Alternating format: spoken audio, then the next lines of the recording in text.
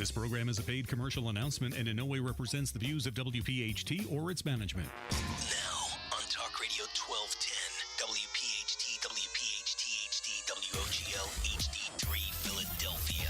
Saturday Night Live with PhillyLabor. If we don't move in our own direction, we're going to become extinct. In fact, in some cases, we're close to being extinct right now. Presented by Weinerman Pain and Wellness. Serious doctors for serious injuries. And powered by the law offices of Pond, Lehocky, Stern, Giordano.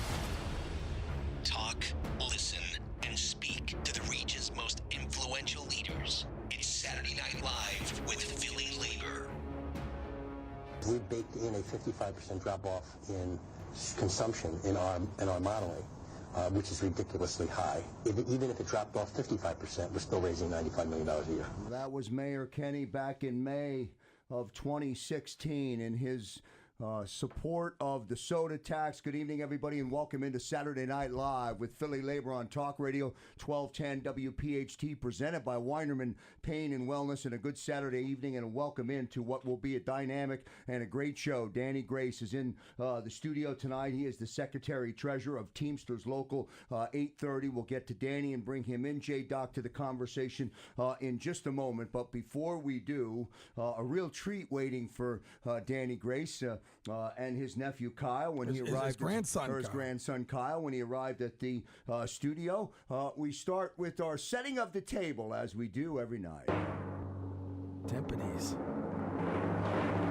Dinner tonight, J-Doc, proudly presented by DeBruno Brothers, and a great antipasta tray for us tonight, and I had to go that way because I'm eliminating a lot of the breads and carbs out of my daily routine. As am I, and so we're going carb free tonight. We're going a little sophisticated, some cheeses and some I guess. Different types of meats and stuff like that. And so it's not your normal deal. You're not. Well, I started my diet yesterday, Krause. I told you I couldn't have cheesesteaks tonight, man. I got to go at least 2 days before, at least till Monday, till I break this thing. But definitely outstanding. Right, the Bruno Brothers is awesome.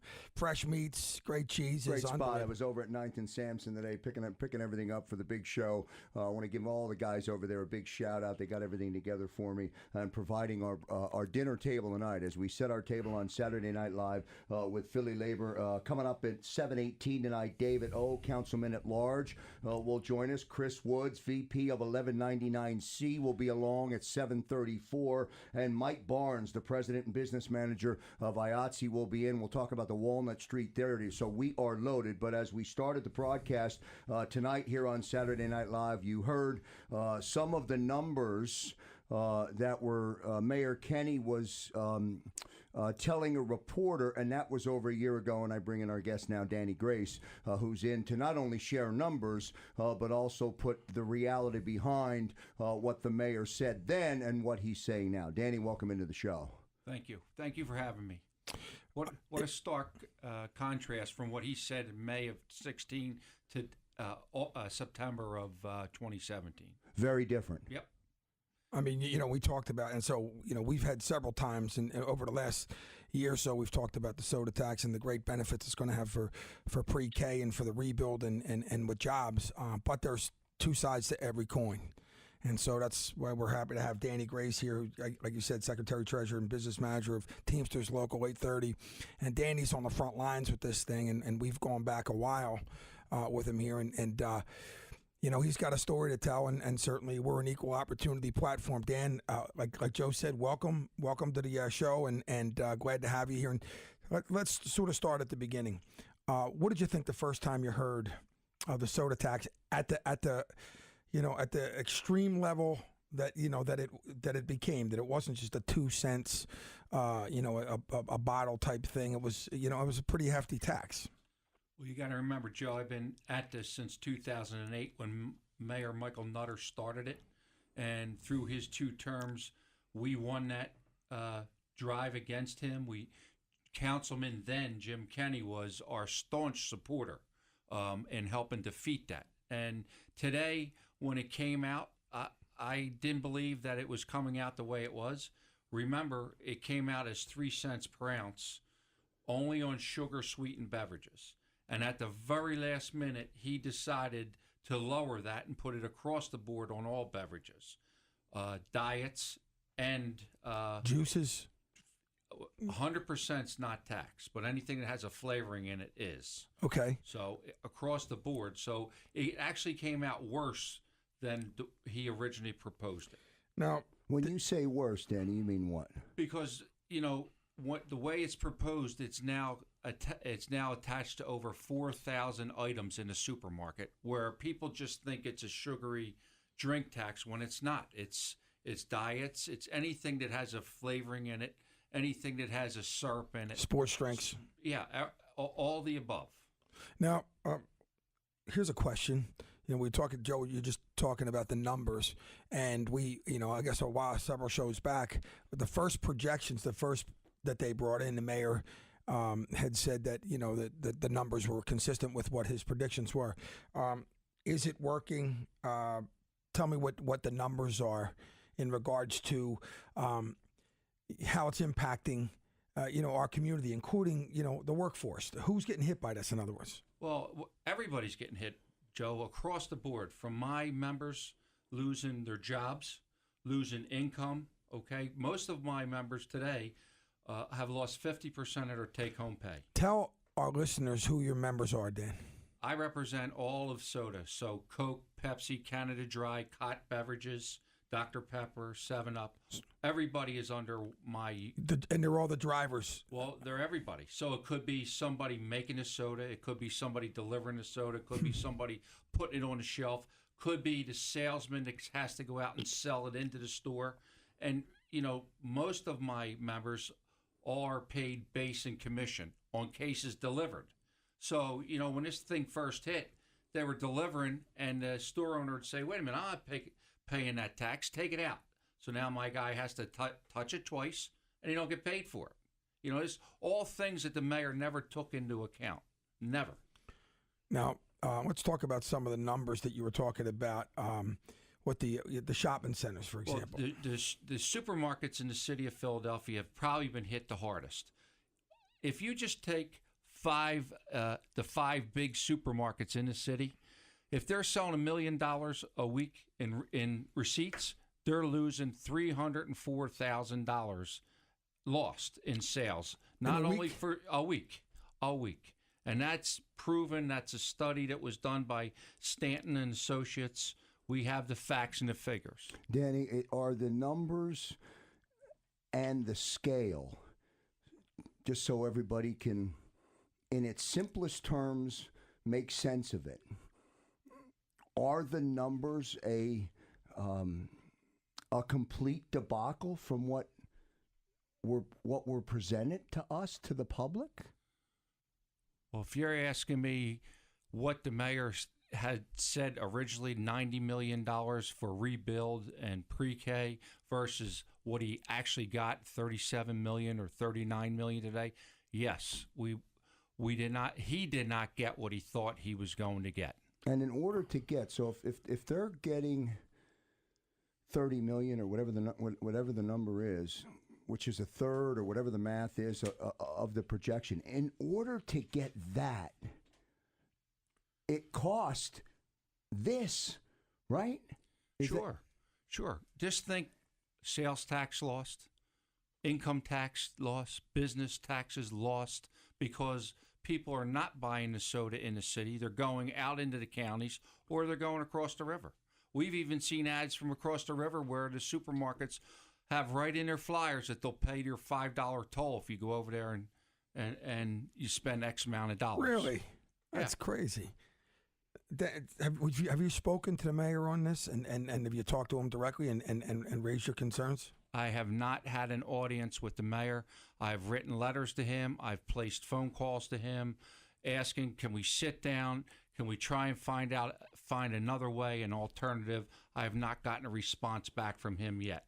Secretary Treasurer of the Teamsters Local 830, Danny Grace, is in the studio with us here on Saturday Night Live with PhillyLabor. Danny, what do you make of the conversation, most recent, Mayor Kenny talking about the number of students enrolled in pre-K, in school. There was a reference to a large number of students that were on a waiting list that couldn't. I'm assuming that meant that they couldn't get in, that they couldn't get into the pre-K. What do you make of that conversation? Well, it's nice of the mayor to be on TV and sitting there drawing his right hand with the little kids. I got that. I understand that. The numbers that he put forth, I don't know if they're true or they're not. Just like what he said he was going to get in the soda tax. I don't know. He says there's 900 people on a waiting list. That may be true, but where? Where at in the city?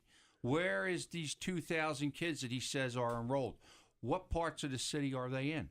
He went from 400 to 2,000. How is that possible?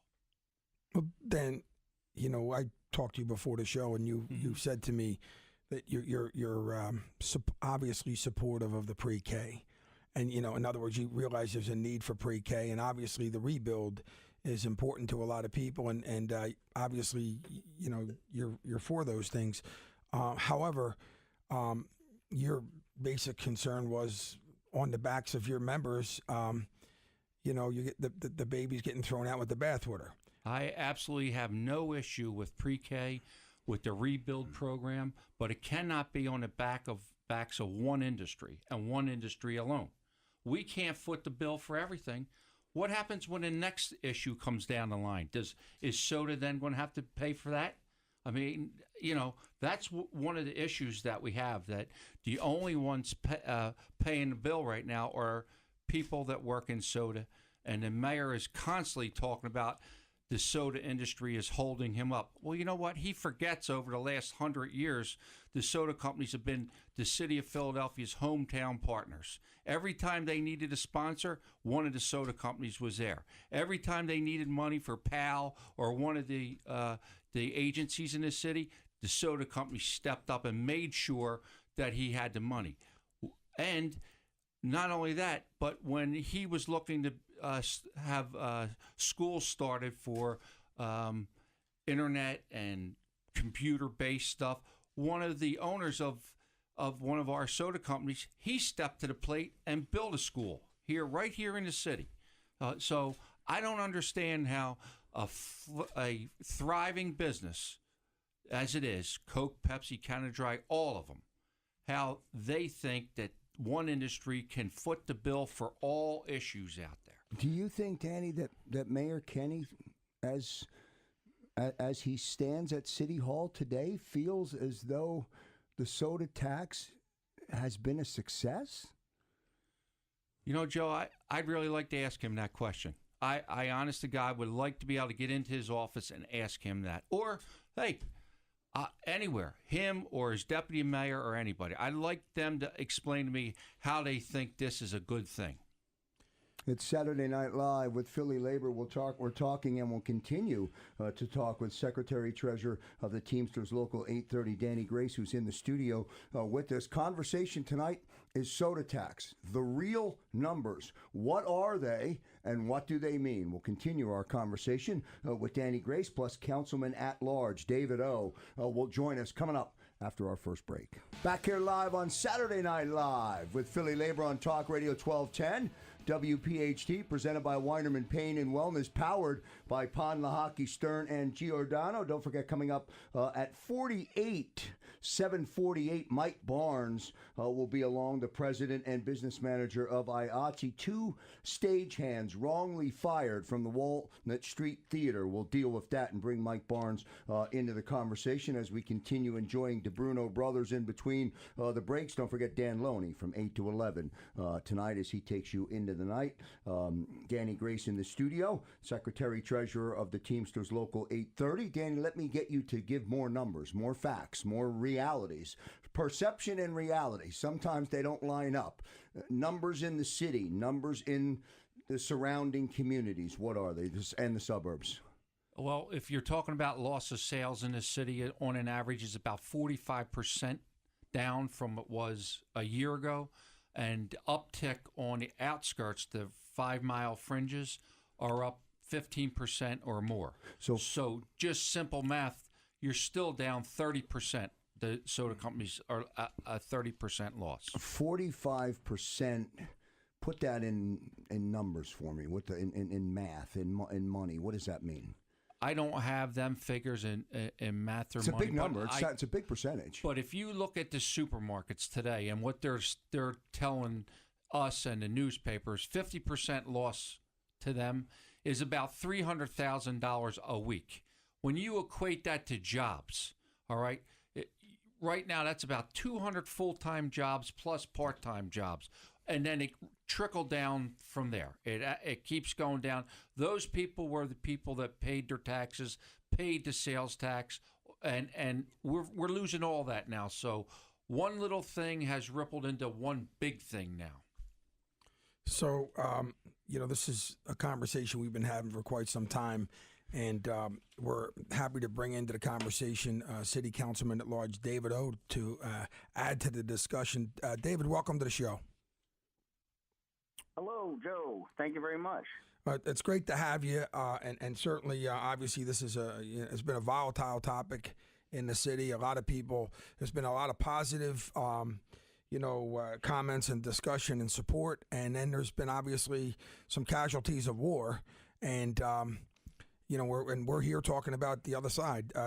Tell me your thoughts, David, from the beginning. In other words, what was your initial? You didn't support the soda tax, what was your initial reason? Yeah, I didn't support the soda tax. I mean, I think the main thing is that I believe that it is unnecessary. That's my belief. And when I look at the budget, when I looked at the budget and when I look at the budget, I believe that the funds necessary to achieve what was desired exist in the budget. It's a question of priorities. But in the budget, there is usually an amount of money that is unidentified. And it could be used for good reasons, but I just don't know what it is. As a council person who has to vote on the budget, I don't know what it is for. And therefore, to me, that is unidentified money. I can imagine what some of it is for, but there's a large portion of that money that I really don't know what it's for. And maybe somebody thinks it's a good reason. Maybe I think that it is not worth implementing a soda tax. Soda tax has a lot of adverse consequences for our city, for our workers, and especially for those who live in poor communities. The second thing is that I, like anybody else, would like to see a lot of things improved. But if you're going to improve something at the cost of something else, then we have to put that on the scale of balance. People losing jobs, people losing income at their businesses, people paying increased amounts of money, in neighborhoods. Is it worth what happened with pre-K? And for me personally, I have been a strong supporter and continue to be a strong supporter of public schools, public education, K through 4 is what we were committed to. Pre-K is a new thing. I'm not clear on what kind of value it has when you don't improve kindergarten through 4th grade if you simply do pre-K. So for those reasons, to me, it was not. It didn't merit the harm that was done by the soda tax. Councilman at Large David O, joining us on the line. Let me ask Danny Grace to weigh in on the councilman's reference to a balance on scale, and then I'll ask Councilman to factor in, Danny, your numbers that appear to strongly support what Councilman O is saying. It doesn't make the numbers don't add up. They don't make sense. They just don't work the way they are being proposed to us. As I stated before, we have absolutely no issue with pre-K, none whatsoever. All right, but tell us how it works. Let us know how it works, because 100% of the money was supposed to be earmarked for pre-K. Now less than 49% is earmarked for it. It's going into pension money. It's going into general fund. David could explain it better than I can. But $90 million or $96 million, whatever he said he was going to get in the very beginning, he's not going to hit that mark. And in the meantime, he's causing a lot of harm and a lot of undue stress to the average citizen out there who's getting hit over the head when they got to pay for this egregious tax. David? Well, I kind of stated my position. I don't think that this tax is necessary. And for me, I haven't looked at the specifics of what Danny Gray said. I have to, of course, I take him at his word, but as a councilman, I have to vet those numbers and things. But they do correspond with the numbers that I've seen. In general, I understand and believe through my review that there has been a sharp decrease in business and sales within Philadelphia, but an increase outside of Philadelphia. In other words, people are simply foregoing doing business in Philadelphia and going across the border, and new habits have been developed. People who used to not go to, for example, BJ's in Delaware County, they go there now. And that has changed their buying habits, not just for soda, for a lot of other things. And that is one of the things that we struggle with. The most important thing that we can do, at least in terms of our responsibilities in council and providing, the city service, is to ensure that we're getting revenues from employed people who are working, taking care of their own families, taking care of their own communities, and having the extra revenues through their taxes to support our public needs.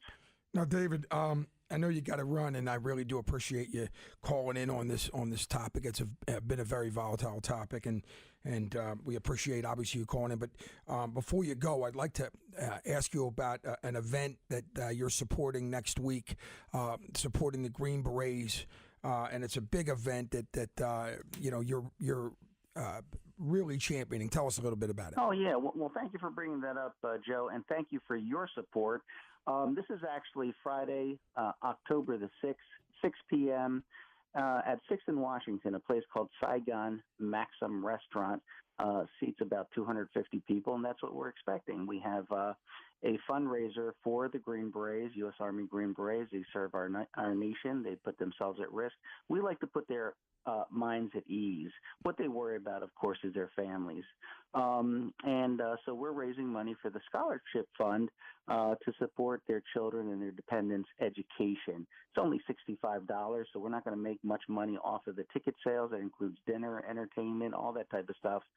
But then we'll have an auction of some really great sports stuff, some jewelry, all kinds of tickets, hotels, getaways, and we'll raise our money that way. So we are offering bargains that people are going to truly enjoy while supporting a great cause. We'll have former Governor Ed Rendell, the current Speaker of the House, Mike Turzai, former Undersecretary of the Army, and former Congressman Pat Murphy, and some other very good guests in terms of substantive folks that will be talking about, what's going on with the veterans, with the Special Forces. But we'll also be joined by Danny Swift Garcia, WBC, WBA World Boxing Champion, and other celebrities, the Second Street Irish Pipes and Drums, Irish and of Society, course, I'll be there, so that's important. Well, listen, I was saving the best for last. But celebrity himself, Joe Doc Jr. Yes, you can't get better than that. Danny, Councilman, I want to. You got ahead of yourself. He pumped some air. He pumped some air in the balloon over there. Jay Doc, you lost composure there for a minute. Councilman, I want to thank you for your support on that event. I know it's near and dear to our armed forces, and we thank you for that, and we really appreciate your time calling in. Thank you very much. All right, good stuff from Councilman at Large David O. joining us. The Green Beret Foundation is what Councilman O was referring to, and you can get more information from David down at City Hall if you don't already, but just search Green Beret great Foundation. Event. Be a great event. And Danny Garcia being there, that's pretty big stuff. So pretty good stuff on a great night coming up in October. We're going to take a commercial break here on Saturday Night Live. Danny Grace is staying with us. We're going to continue the conversation. Chris Woods, VP 1199C, will join us. He'll weigh in. This will bring an interesting dynamic to the conversation. Back in a moment. We baked in a 55% drop-off in consumption in our modeling, which is ridiculously high. Even if it dropped off 55%, we're still raising $95 million a year. Back here live on Saturday Night Live with PhillyLabor on Talk Radio 1210 WPHT. Danny Grace, the Secretary-Treasurer of the Teamsters Local 830, is joining us in studio. Danny, I played that sound bite from Mayor Kenny at the start of the show tonight at 7:03. I wanted to play it again because in conversation, when you listen to what he's saying, to me, it sounds like Mayor Kenny is saying, even if they're off by 50%, $90 million is going to be generated, and that's just not accurate. That's true. It's not accurate. You know, when he first proposed this, he was saying in his figures it would decline. Sales would be declining by 27%. He just said if it declines 55%, they're still going to make $90 million. Well, in reality, it's down 45%. And he's posting a number of $39.7 million. The math does not add up. So we're going to bring in Chris Woods, Executive Vice President of 1199C, to the conversation. Chris, welcome to the show. How you guys doing? We're doing good. We're doing good in here, Chris. We just wish you were in the studio tonight, man, but we'll take you by phone. Welcome in, brother. Thank you, man. It's my grandmother's 80th birthday. Oh. I'm stepping away from the party to come talk to you guys, man. We appreciate it, buddy. And we're talking about the soda tax and the fact that there's two sides to it. And you and I talked yesterday a little bit, and certainly initially you guys supported the soda tax, as did a lot of labor unions. Tell me a little bit about some of the issues that have occurred that, have come up since it's been implemented. We initially supported the soda tax. I mean, I definitely, personally, Chris Woods, have some concerns now with some of the reports that I've seen and things that have come out. Obviously, as you guys just talked about, the numbers don't seem to really add up. But one of the things where I'm at on it is, look, whatever the numbers come out to be, I want to make sure that the revenue that's going to be generated from this is distributed fair across all neighborhoods. I think that needs to be looked at. I think that they really need to, and I'm not in it on a day-to-day basis, but I think, Danny needs to be a part of the conversation moving forward because it has an impact on his members. It has an impact to the community. And one of the things that I really think that needs to be addressed probably before or I wish would have been addressed before this whole thing went through, is that there's a number of big-time employers in this city who don't pay their fair share of taxes that I think could have generated the same amount or if not, even more. That could go to the same things when you talk about providing quality, early childhood education for folks, when you talk about, improvements and expansions to rec centers for the community. I think there's a whole host of things that need to be brought to this conversation now moving forward. And I hope that Mayor Kenny and the administration can sit down and do that. You're right, Chris. There are a lot of employers in the city that do not pay their fair share of taxes. And, when you think about that and you think outside of the box, you have two Fortune 100 companies in the city of Philadelphia that have always been the city's hometown partners for whatever the city needed. That's Coke and Pepsi and Canada Dry, for that matter. And they are stable industries within the city, and I would think that the mayor would want Fortune 100 companies to stay here as he's trying to bring Amazon to the picture today moving forward. Now, is that the next thing that they tax in this unfriendly business world in the city of Philadelphia? Chris, you mentioned something interesting about bringing Danny to the table. Danny stated a little while ago that he's done everything he possibly can, obviously, to get a seat at the table and has been unable to achieve that. And in the meantime, his members, he's they're losing jobs and obviously income. How does that happen? How does Danny get to the table? How does somebody answer the phone at City Hall? Let me just say this. First of all, Danny knows he's my guy. Danny has helped Chris Woods when he didn't have to help Chris Woods on a lot of different things in the city of Philadelphia. I think what needs to happen is just like, I would look back a few years ago when, for example, DC 33 and 47 couldn't get contracts and different things like that with the administration at that time. What happened? Labor partners stepped up and said, listen, I know it's not us, but you got to get them a seat at the table. We're going to demand that you hear them out on their concerns and their issues. I think we're probably at the point where we have to do the same thing for Danny, because in this labor movement, there's not too many people that you'll find like a Danny Grace, that I, as a young guy coming up the ranks right now, in my estimation of what we have in this city of labor leaders, I'm just being totally honest. You will not find a better guy than Danny Grace. You can go to bed at night. When Danny tells you he can do something, you can rest assured it's going to get done. If he tells you he can't do it, then you know he can't do it. But he's been a good guy. He's been a partner of our over here with me and Henry for a lot of years. He supported a lot of things that 1199C had going on. And I think it's just time for us to step up. We all have, our own relationships with the mayor and the administration over there. And I think we got to demand that he has a seat at the table. I think we all need to be there, because ultimately it impacts all of us, his members, our members who are members of the community who come to me all the time and is like, Chris, I can't afford to pay these, increased taxes on these beverages. And then you look around and see major employers in this city or businesses in this city who have the money and resources to do it, and we just don't collect on it. Chris, well said. Certainly, a plan, based on what you're talking about, these employers that have are not paying their fair share of taxes. We've talked about that many times. How do we come up with a plan to devise that and to make sure that one union doesn't become the sacrificial lamb for one program? Well, I think it starts with good quality research. I mean, a lot of people, to me, have some, hidden agendas with this whole thing. But I think it's good quality research that says, hey, here's the employer, here's how much they make in business off of our citizens in Philadelphia, here's how much revenue they bring in.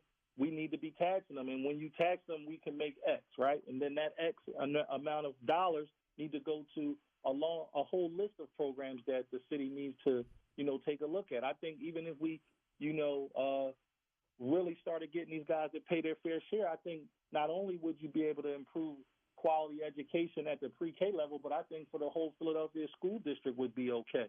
I think there's a number of different, we could have quality rec centers for kids to go to. And one of the things that I've said to the administration is, for me, why I really had to take another look at it is because I was a kid growing up in these inner cities where that counselor, that coach, that mentor that was at a rec center is the only thing that kept me out of trouble.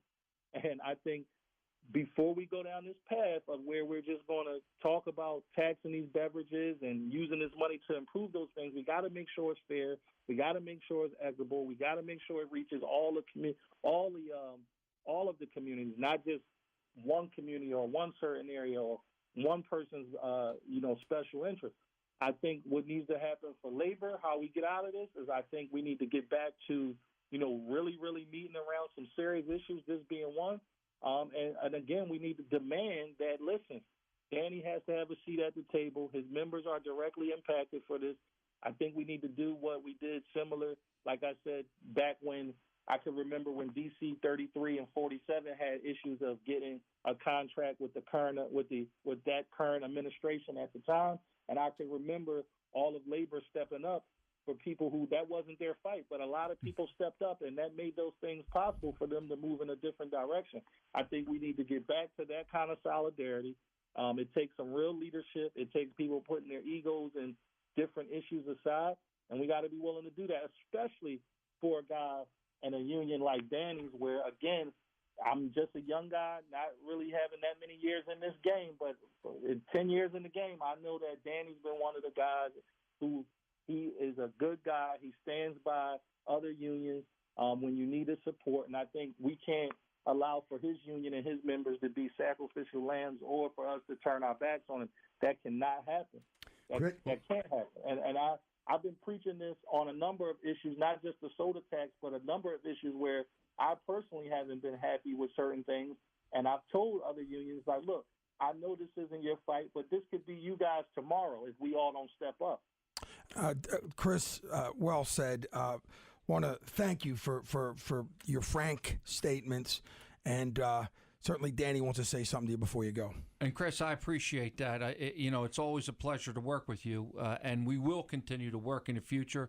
But exactly what you said is exactly what we've been asking for since day one. We want a partnership. We have ideas, and we're willing to come to the table.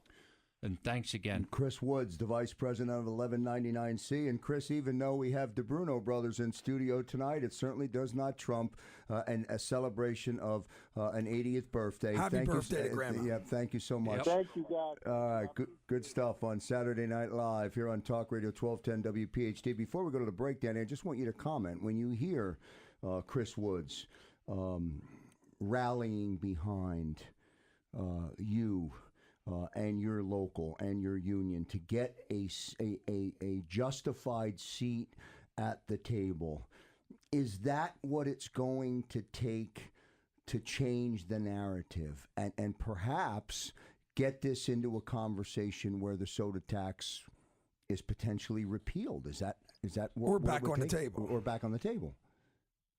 Listen, I think Chris is sending a message to all of labor. Not just from 1199C, but I think he's asking all of labor to take a look at what they have in front of them today and do what we do best. Unite. Let's get back to solidarity, and let's get to the table. Whoever wants to come to the table, I welcome them. All we want to do is be treated fairly. Saturday Night Live with PhillyLabor on Talk Radio 1210 WPHT. We're going to take a short break. When we come back, Mike Barnes, President and Business Manager from IATSE, will join us. We'll talk about the what's happening at the Walnut Street Theater. Stay with us. Back in a moment. Back here live on Saturday Night Live on Talk Radio 1210 WPHT. Special thanks again to Chris Woods, VP of 1199C, for joining us as we come to you live. Want to get right to the phones, J-Doc, with Mike Barnes and bring him in. As we talked about in the very, very beginning of the show, 2 stagehands wrongly fired from the Wall Street Theater. Let's bring Michael into the conversation. Mike, welcome to the show. Tell us what's going on. Hey, Doc, thanks for having me. It's actually the Walnut Street Theater, which is the longest continuous running English-speaking theater in the world. It's been around for hundreds of years, and our union's been in there since 1893 representing the people. Over the Labor Day weekend, they fired 2 individuals, one of them for exercising his wine garden rights, simply just asked to have union representation there. They sent him out of the building, fired him. The other one for a medical disability. Made no accommodations, no conversations, found out he had a medical disability, and fired him on the spot. Mike, both of them illegal. We filed up on it. You've been under contract with the Walnut Street Theater for, like you said, 100 years, over 100 years. What gives? What is the reason for this? Well, I think you have an overzealous management staff, and Joe, you know this happens, right? It ebbs and flows, and that's what labor's here for. It's to stop that flow when they take advantage of the workforce. And if we weren't there, if the unions weren't there, if the representation wasn't there, these guys would be out looking for another job. But because we're there, we have a grievance and arbitration. We're following that process. We also have the ability within our contract to take some work actions as long as we don't strike. And we're exercising those options by handbilling and social media, informing the public of what happened. Now, let me just say something. You talk about the Weingarten rule. Let me just, it takes 2 seconds to read Rule 1. The employee must make a clear request for union representation before or during an interview with the employer. The employee cannot be punished for making this request. And I say this sarcastically, but for the oldest English-speaking theater in America, that's right there in black and white. Joe, we feel that at the end we're gonna prevail with the grievance process, and people ask me, and the press has asked me, well, if you have the grievance process, why are you out handbilling? Why are you making such an issue on this? And the reason I feel is anybody that flagrantly violates the contract, that's that black and white, wine garden rights, disability rights. Anybody that goes that far has no respect for the collective bargaining or the union in that building, and that's where we had to draw a line, especially when they did it on Labor Day. It was really egregious. That's why we stepped up and we're taking action. Mike Barnes, President and Business Manager of IATSE Local 8, joining us here on Saturday Night Live. Mike, I'm struggling to understand how somebody could do that. This is not somebody that your local does not have a relationship with. This is not somebody, an organization where conversation and dialogue has happened in the past. How do you do it? I don't get it. Well, these managers they have different names, managing director, artistic director, whatever they call themselves, different titles. But they view themselves as CEOs. They answer to these nonprofit boards, but they view themselves as the kings of their domain. And you know yourself, sometimes the king gets a little overzealous, and the people have to rise up to say no. Now, Mike, let me ask you a question to our listeners who are appalled by this behavior. What can they do to help? So we have a very active PR campaign going out there to call the theater up and just express to them that they're not going to tolerate this type of behavior towards workers. It's all over the social media. It's been all over the press. We'll continue to get that word out. And you allow me to come on the radio station. It's just another avenue. We appreciate it. Well, we'd like you to keep us up to date on this. Obviously, it's absolutely ridiculous. There's somebody there who's trying to get a raise and a promotion. J-Doc, I'm reading the bullet point, and then I went back and researched the story. Discriminated against a stagehand employee with a disability and fired him. Yeah, unbelievable.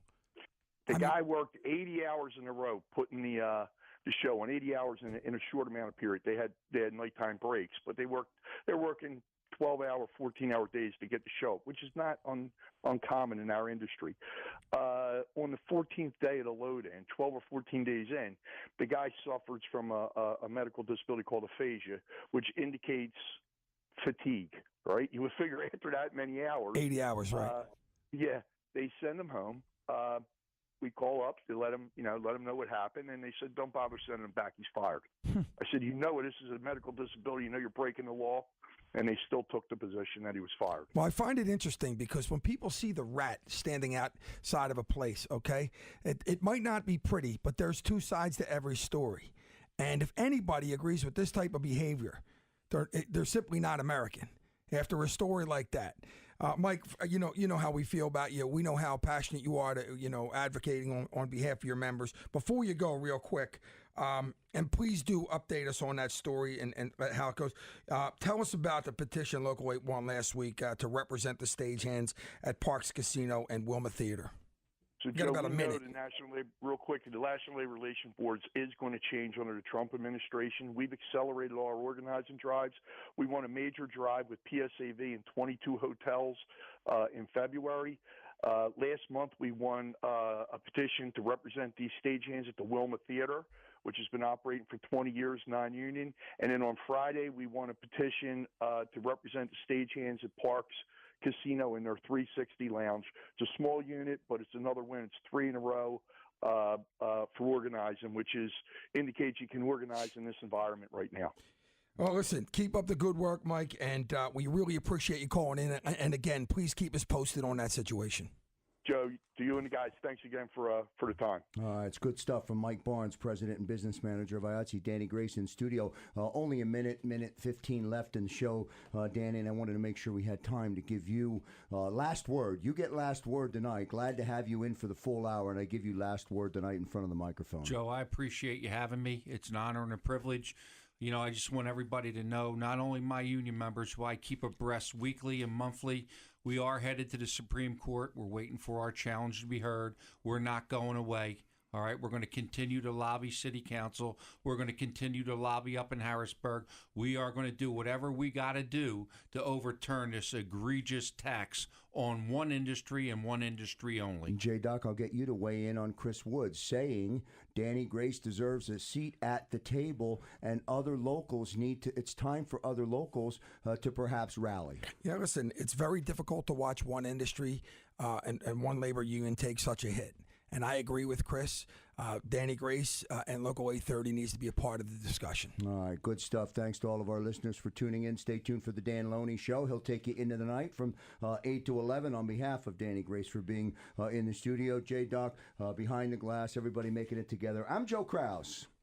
We'll see you next time. This program is a paid commercial announcement and in no way represents the views of WPHT or its management.